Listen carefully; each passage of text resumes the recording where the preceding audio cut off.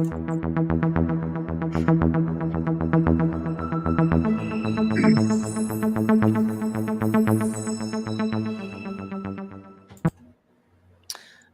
morning. Happy Sunday, and thanks for being with us this morning. It is the Sober Squad.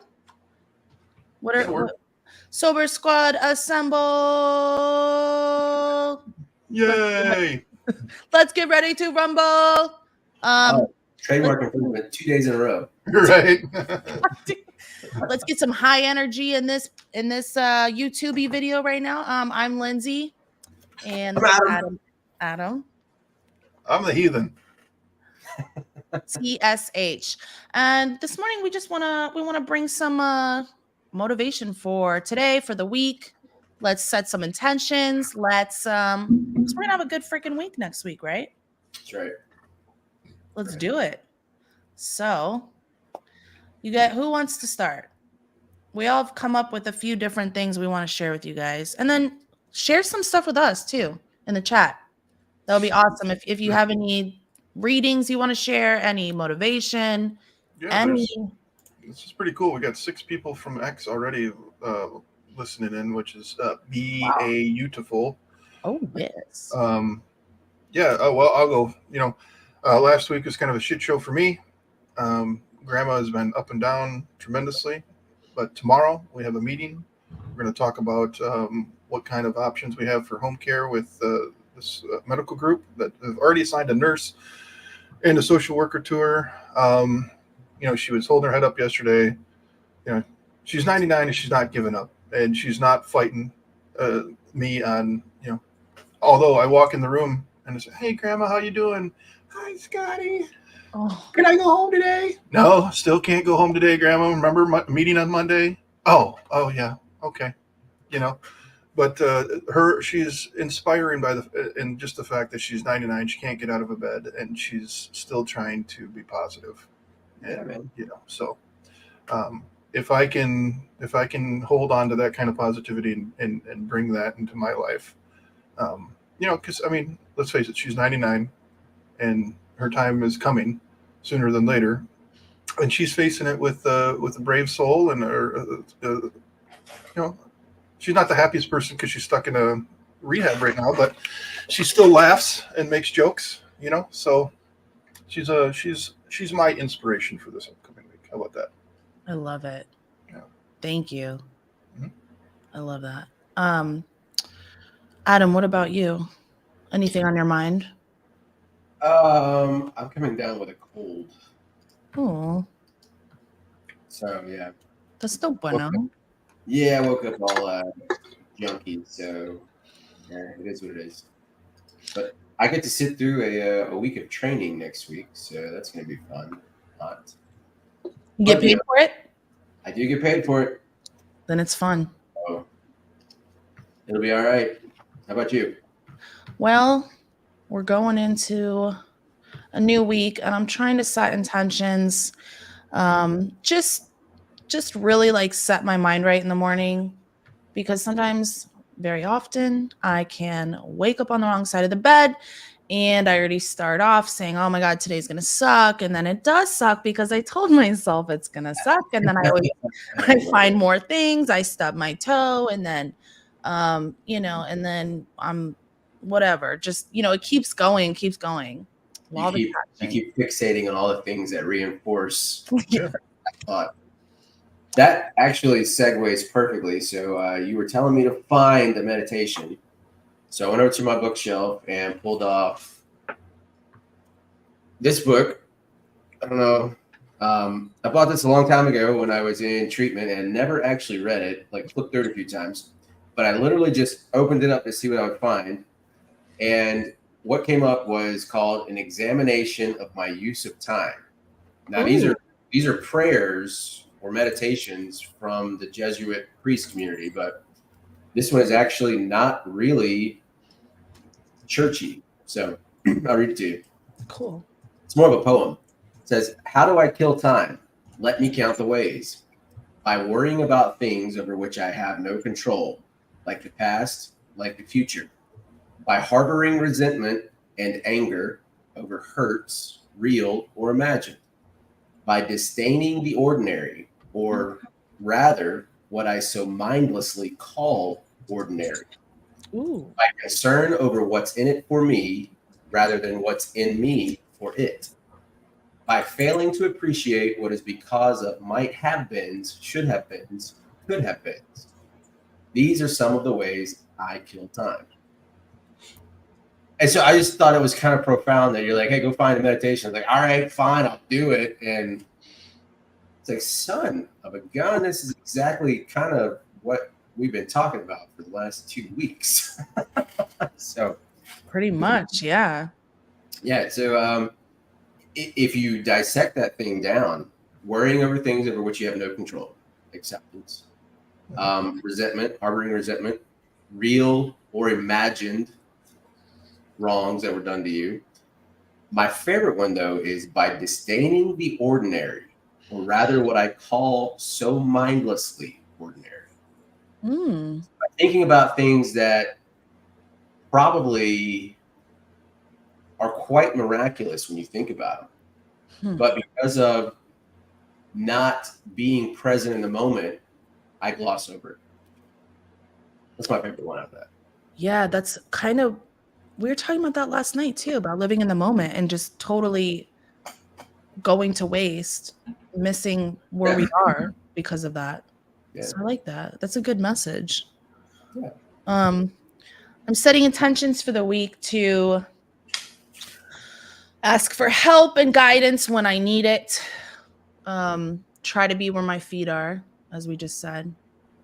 Really remind myself of that in the morning. Try to direct my thoughts to someone else or something else that's not unhealthy for me, not self-absorbed and self-obsession.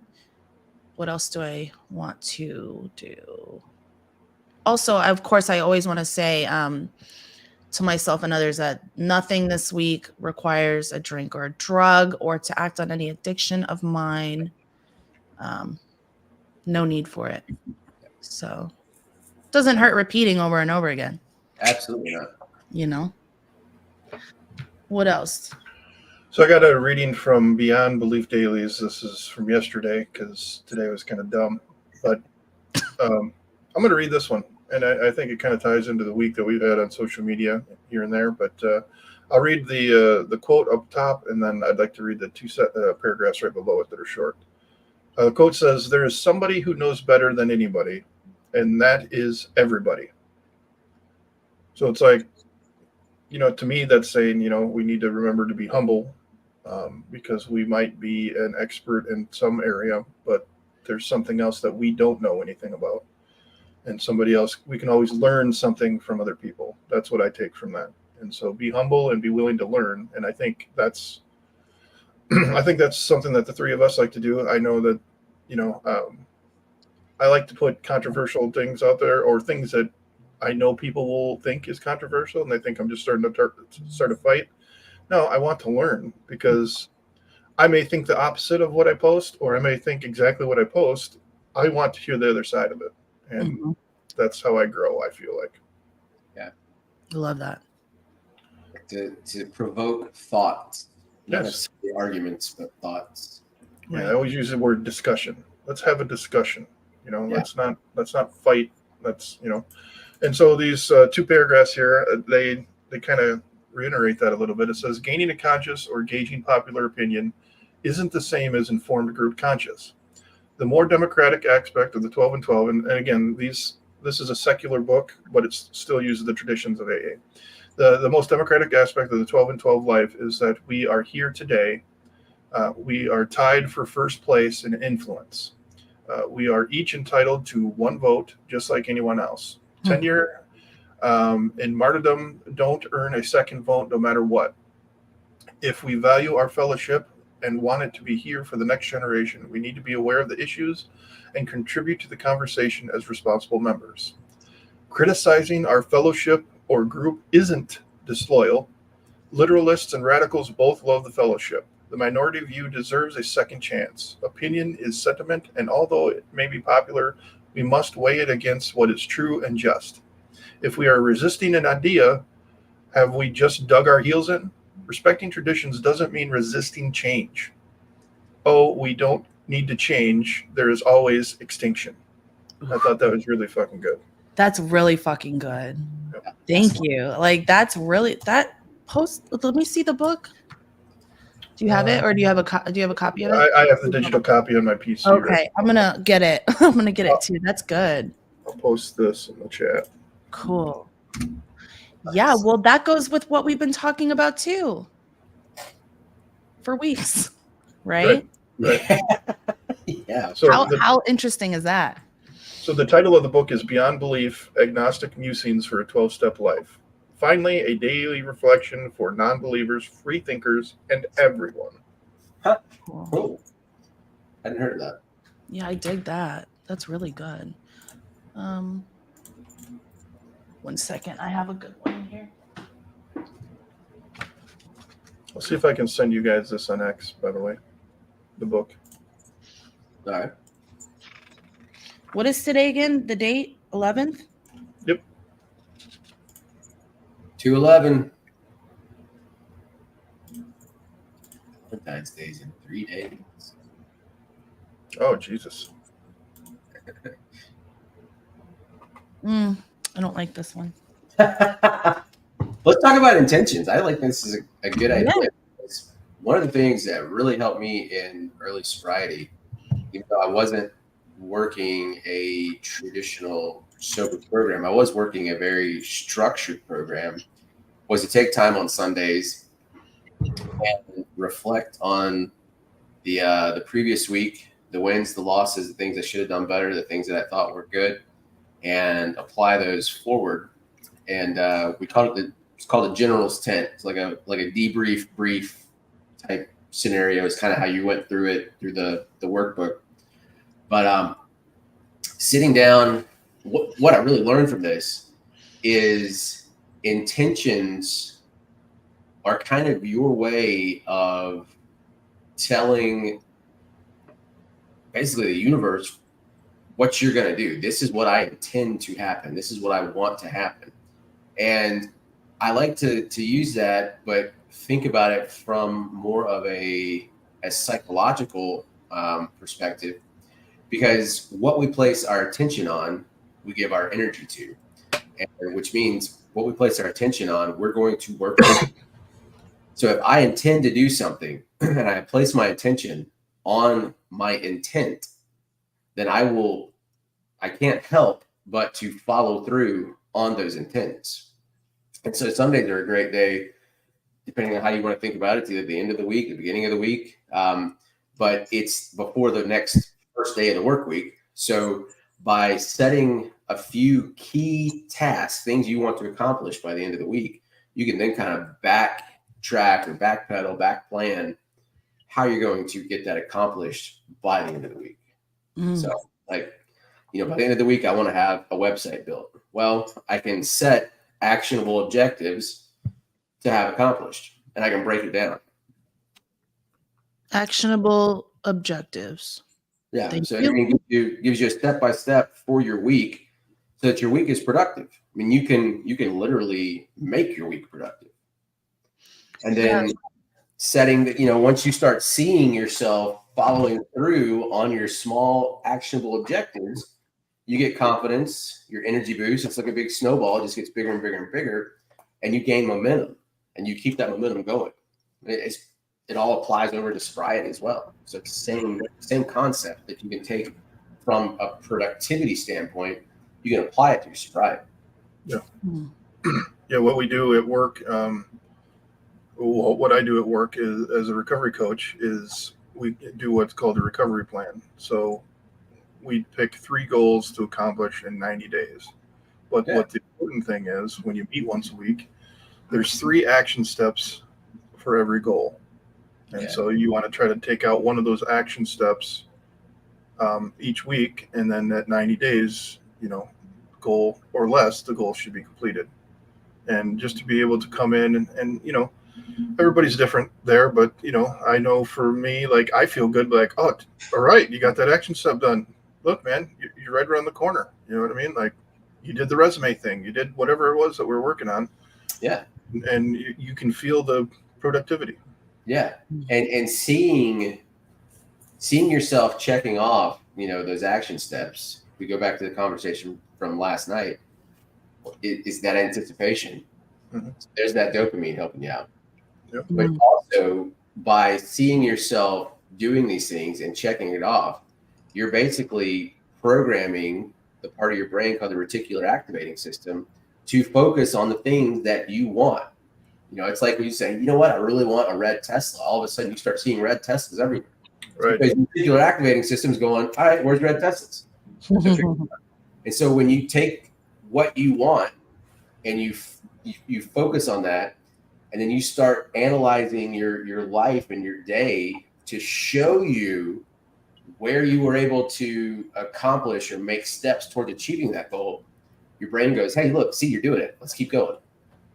And it's a self-perpetuating cycle, which is what we want. It's the exact opposite of the self-perpetuating cycle of addiction. Yeah. Good explanation. I like that. Intent and energy and setting goals is awesome. What about goals? So I don't remember if I was talking to you guys about this or if I was on here solo the other day talking about the whys. I know we talk about this a lot amongst us. Adam, especially you brought up the other day, the whys of like your goals, like what you always say this too, and it's been on my mind a lot that we always know what we don't want, but we don't really always have in mind what we do want. What we do want. And Yeah. so is that like part of your goal setting, like really getting down to it for the week, or how do you implement that into your intentions? I do. I haven't been as I haven't been as good at it lately with keeping up with, actually dedicated work towards that. In the beginning, I was definitely something I wanted, out of my parents' house. I wanted more time with my daughter. Developing a hardcore why gives you something to work towards. And working towards something is always going to be more powerful than running from something. But the problem is running from something is fight or flight, and it's easy to run from something because our brain naturally just kicks in and uses that built-in what's the word I'm looking for? Smoke detector, alarm system. The animal, the hind brain, it's the fight or flight. The reptile brain. Yeah. And so it's easy. It's built in. We can just turn it on and run from what we don't want. But going out and accomplishing something, it's why it's difficult. But it's infinitely more powerful for you to stay motivated with. I like that. I'm writing it down. Running from what we want is easier than running to. Then discovering where you want to go and going there. Yeah. Yeah, my goal is to start being more vulnerable, just in everyday life, really, which I think connects to ego. Trying to take the ego out of some of my decisions and things like that. You guys know what I'm talking about. And really just trying to decide, where am I going? What do I exactly want? Because I need to refine my pathway more, Yeah. So I'm glad you said that. What do you do on Sundays, Scott? I talk about aliens. Sundays are just kind of the day that I try to let go of all that. Like, I think it's a good idea what you guys are saying to plan for the week on Sunday, but try to get things done on Friday and Saturday, and then Sunday is just kind of the reboot day, and just let it go. Try not to have any expectations for the day or any. Obviously there's like like even yesterday, like Miley got, we'd get the laundry done and everything. The dishwasher's full, so now I'd just undo that stuff. Put the stuff away, and try to have a Sunday that's just kind of, want to kick back on the couch and watch a movie, and that's the reset. Yeah. Because I have the tendency of turning Monday. I tend to awfulize Monday starting today. So I have to do things like this. I have to play video games. I have to talk to my kids. So I'm not like, oh my God, I'm gonna go to work tomorrow, which is stupid, and I hate that because it's like I get to go to work because I'm not in treatment. And I'm not in jail anymore. These are good things. So is one thing that's popular term now that I've never understood. Is that what the scary Sundays are? My friend started saying that, and I was like, "What are you talking about?" She's like, "I get the scaries." Yeah, I kept saying that, like pop up with stuff. It's like, how do you deal with the scary Sundays? I'm like, what? Fork.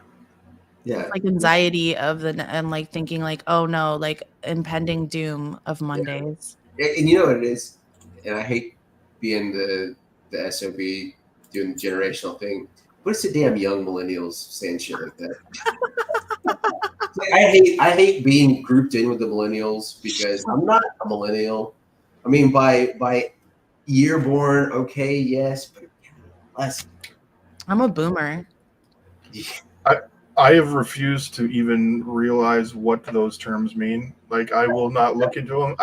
I don't know what range the boomers are. I don't know what range the millennials are. I don't know. I don't want to know because I don't want to start doing that. Like, when I get into politics, it was Republican, Democrat, then it was conservative, then and then it was liberal, and then it's far right, then it's far left, and it's like you start trying to label all these people. Like, it's just it's insane. Oh shit! Just say it. You and I are on the border of one. No, don't admit that. Don't put that in the world.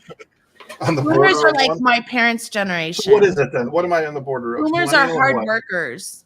Boomers are hard workers. Okay. Boomers are also stubborn bastards. This is my assumption when I hear that. Suck it up, Buttercup. Rub some dirt on it. That type of shit. That's how I feel when I hear that term. Do that again. No, that's a heat of the moment thing, man. In the heat of the moment. Well. I think we need some more. Well, I think we've had some pretty good motivating factors. Like we've talked about eliminating labels. We've talked about setting goals and action steps, and baby steps to get to those goals. To have Sunday be a day to decide what you want, or a day to just reset and start the week fresh. I mean, I think these are all quality things that somebody could find some use out of. Yeah. Well, let's answer a really big question. What? Is Taylor going to make it to the Swifty Bowl tonight or not? Yeah. Oh. Is she going to the Super Bowl? Is she in it? So she's like apparently flying back from Japan and not supposed to make it. So why do you know this? Because there's actually odds in Vegas right now as to whether or not she makes it to the game. Oh man, I can only hope because, like, seriously, dude, if I just wish I'm going to call them the Kansas City Swifts from here on out. Yeah. Oh hell, Kansas City Swifts, dude. Because I'm not watching the game. I don't think I'm going to watch the game because I'm so annoyed by this already. Like, it shouldn't annoy me, but it's like, okay, so here's how lame I get about it. Okay, so how many players on that team have significant others that are there in the fan? I know they're not famous, right? But they're there supporting them. Their story's better. They probably had to sell their dog to get to the Super Bowl. You know what I mean? Like, there's family members that had to, like, go on the black market and cut a kidney out to get to that fucker to see their family play. And we're like, oh my God, Taylor Swift, she is so great. Oh my God, she's there every game cheering her man on. Oh my God. And it's like, dude, it's just another Sunday for her. That's like, I don't get. What I don't get about it is the people who are hardcore bashing the NFL, the Chiefs, and everybody for her being there, and then all the people that are hardcore supporting her for being there. I'm like, why do you care that much? There's so many other things that I'd rather give my attention and energy to. Yeah, she's supposed to be there. Thanks for bringing it up. Then it's interesting to watch. I find it funny. Yeah, I think she should be there because that's what you do when you have a significant other and support them. I think it's great that she's there. I just don't want to hear about it anymore. Yeah, right. every third, play, zooming up to the box. Oh, Kelsey with a catch. Let's see what Taylor's doing. Stupid. I have some stuff to read when you guys are done frolicking around over here. Oh, come on, it's Sunday. You asked for frolic before we went on the live, and we're giving you fucking frolic. You'll like it. Football and I don't like Taylor Swift. I think she's stupid. Oh, is she like your buddy? I think it's all stupid. Okay. You're one of those. You think what's stupid? She's got a couple good songs. Listen, I'm done with this conversation. I don't even care about her. I think we found a hot. I think you do. I don't even care. The things that you judge. What was that question? Don't start with me, Adam. I'd like to read this. Read it.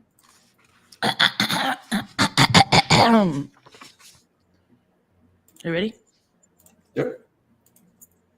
Hold on.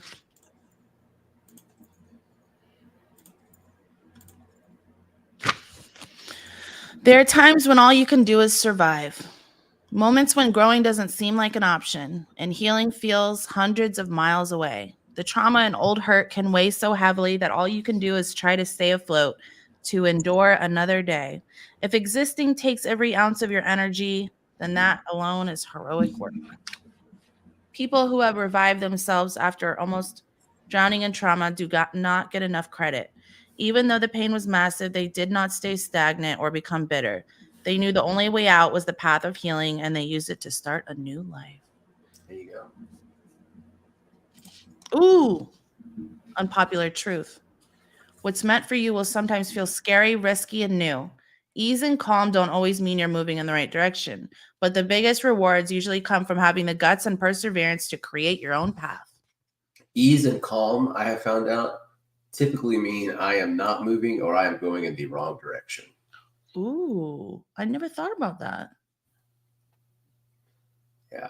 Interesting. I think if I'm going in the right direction, I have the tools and resources I need to start hacking away at a path. If I can't hack away at the path, like let's just say we're cutting through the grass like you talked about yesterday. Yeah. And I don't, if I'm trying to get through all the weeds and the vines and the shit, but I don't have a machete, that's probably too much of a place for me to be going right now.